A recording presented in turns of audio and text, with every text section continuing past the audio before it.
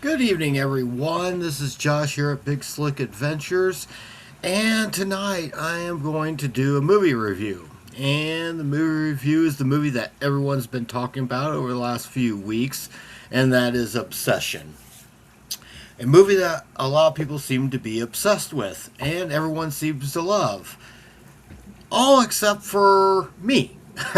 I seem to be the lonely man on the island on this one. Kind of feel like Tom Hanks in Castaway, sitting around yelling at a volleyball. Maybe I'll name that volleyball instead of Wilson. Maybe I'll name it Carpenter or Cronenberg or Argento. But yes, I'm truly feel like I'm alone on the island on this one. So let's dive into Obsession here. And whereas a lot of people love this movie, it just didn't work for me. And I'll go through some of the things that I didn't like. But I do want to start off first by saying that overall, though, I am happy with the success at the box office that Obsession's had. Seeing an indie horror film like this, a low budget one, have the success that it has is really good for the horror genre, particularly indie horror genre. Hopefully, in the future, we'll get more low budget, lower indie films in the theaters where they belong instead of always going straight to streaming. And by theaters, I don't just mean a handful of theaters across the country for a weekend. I'm talking like a large theatrical release where the movie can last a few weeks in the theater before they take it out. So that part of it's good. Now, and the other thing I'll say about it, certainly given its budget, does not look low budget at all. It's technically a very well made movie. It looks good. Like I said, it doesn't look low budget at all. And I will say I did really enjoy the ending. The ending was really good. It was the type of ending that you would want for this movie. The problem was getting to the ending. And for me, I will say, the basic premise isn't anything new in the horror genre or really any genre.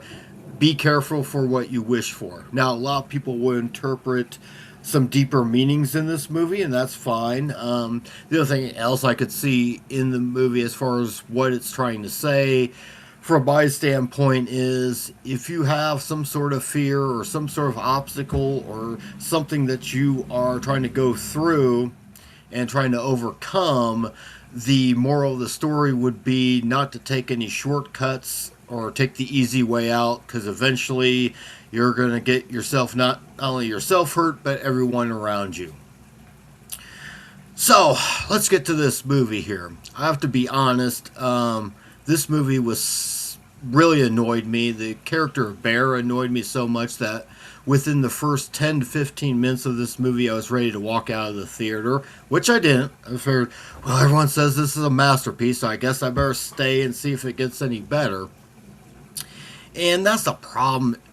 Part of the problem is everything is amped up. Everyone is amped up to an 11 in this movie. And I think the character Bear is overplayed. The whole idea of this shy, awkward, insecure, well, it's not a teenager. He's like probably in his early 20s because they did go to the bar. But it was just overplayed. Now, I've been there. A lot of us have been there where we're wanting to tell someone how we feel and we want to ask them out, but we're too scared to. But eventually, particularly in my generation, we get over it. And we say what we got to say and let the chips fall as they may. Maybe that's another problem. The one thing I thought I might have a problem with this movie going in, this is very much a young cast, very young director. When I saw a photo of the director, Curry Barker, I was like, my God, I have socks older than this guy probably, and probably for the rest of the cast for the most part. But this being very much what I would consider a Gen Z horror film, wasn't even the biggest issue for me like I thought it might be, though it kind of was. A lot of the issue was here you got, and here's a nitpick. Why is he called Bear? Seriously, when I think of a dude named Bear, I'm thinking of some big burly biker dude with a big long gray beard, not some scrawny little whiny dude that maybe weighs 130 pounds soaking wet. I don't know. That's just a nitpick. I don't know why they called him that, and not instead of calling him, I don't know, Chad. Perhaps maybe that should have been his name. But you have this scene there, someone early in the film where he, of course, he's got this, goes into some sort of new age shop and buys this. I don't know, a wish stick where you break the stick, you make a wish, and it's supposed to come true. He doesn't even believe it's going to happen, but he's at the bar with his friends, including this girl that he's infatuated with, Nikki. And they've been friends for a while, at least you gather, and he's wanting to ask her out, tell her that he loves her and all that stuff. And he's giving her a ride home, and as they park, they're talking for a little bit, and she's literally opening the door to him to say what he has to say. She almost asks him point blank, and instead of saying what he has to say, he just chickens out. And I hate that. I think it's overplayed. What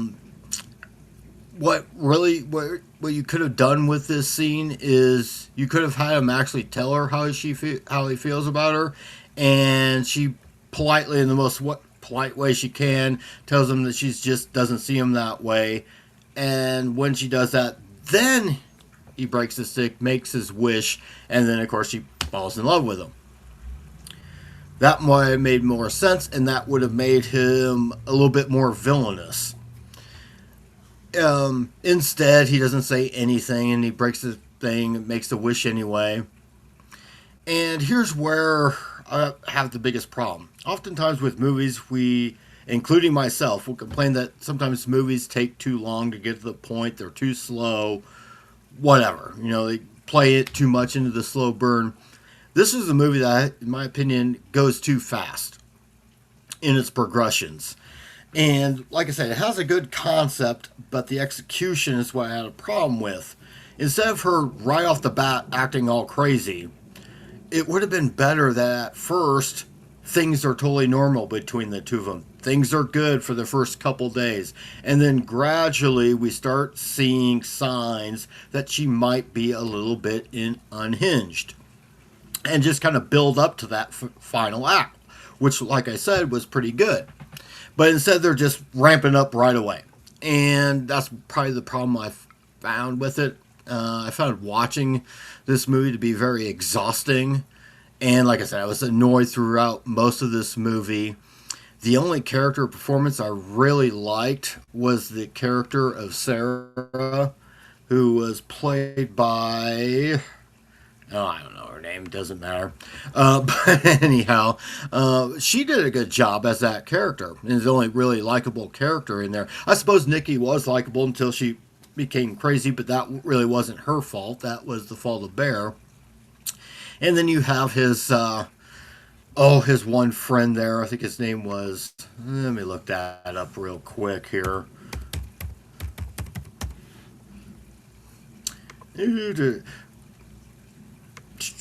What was his name? Okay, Ian. His so-called best friend, who really wasn't a best friend, because we find out later that he claimed to have had an on-again, off-again relationship with Nikki. And that whole subplot doesn't go anywhere.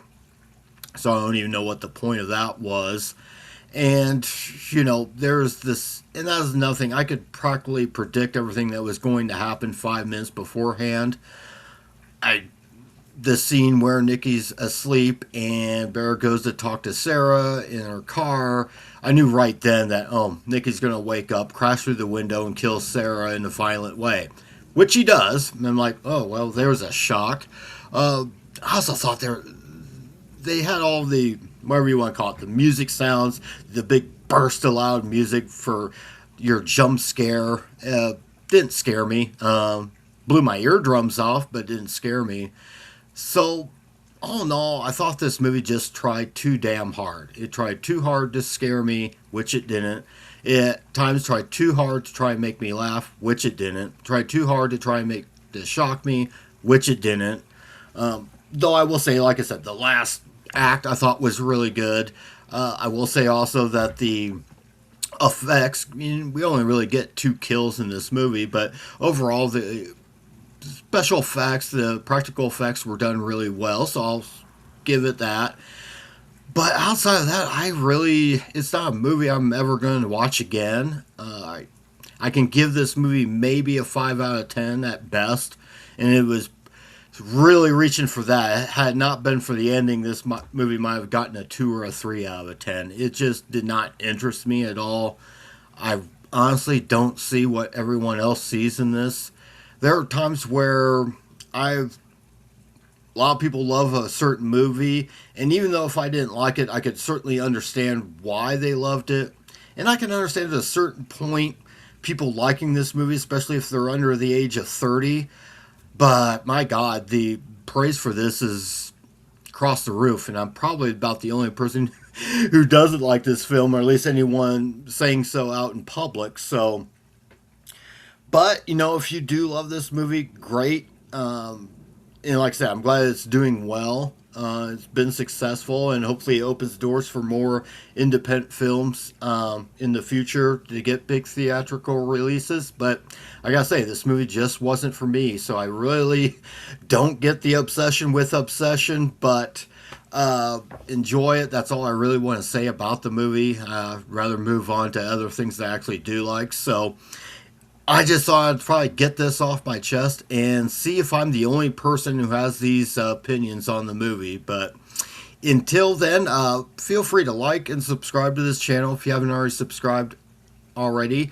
And comment below. Let me know what you thought of the movie. Am I the only one who doesn't like this movie? Let me know. If you did love this movie, what was it about the movie that you loved? And do any of my critiques make any sense or resonate with anybody? Do I have a point on any of these things? So, like I said, the main thing was I thought it was paced too quickly, and it just went too hard too quick. Everything was just amped up to 11 constantly and needed time. There were times in the movie where it just needed to breathe a little bit and slow the fuck down. But outside of that, that's my views on Obsession. So I don't know, may lose half my subscribers. I don't know. But anyway, until next time, we'll talk to you later. Good night, everyone.